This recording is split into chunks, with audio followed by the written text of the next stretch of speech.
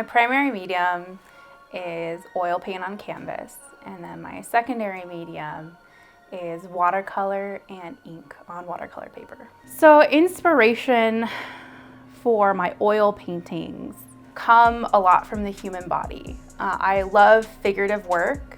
I absolutely love the idea of expressing tension, connection, kind of a push and pull through something as simple as a hand gesture or the pressure of fingers on skin or a look. And then I'd say for my watercolor work, I get inspiration, a lot of it actually from architecture. I used to work at an architecture library, and I kind of fell in love with buildings and lines and different planes, and has kind of blossomed from there.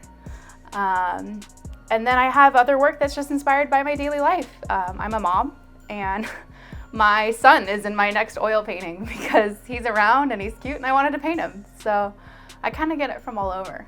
It's a way to connect with other people. My other love, other than art, is actually reading. One of the great things about reading is sometimes you'll find a character that does something that you thought you only did, something that's unique to you.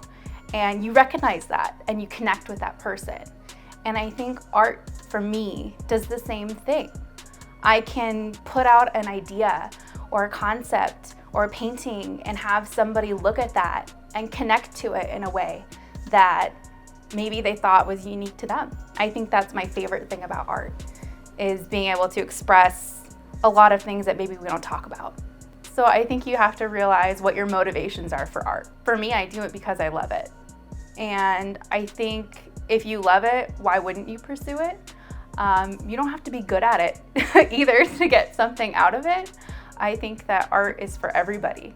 So for oil paintings, I do a layering technique. I start with really thin washes, and each layer of oil paint I build up with thicker and thicker paint.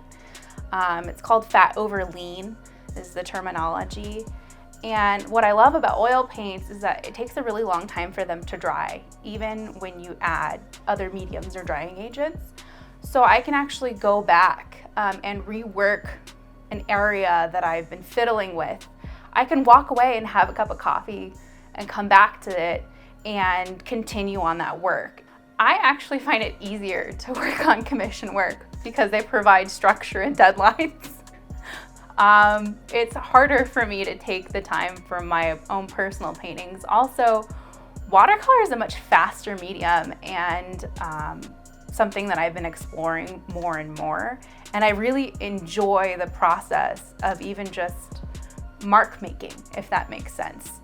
I can kind of zone out working on commissions in a way that I can't necessarily do on oil paints.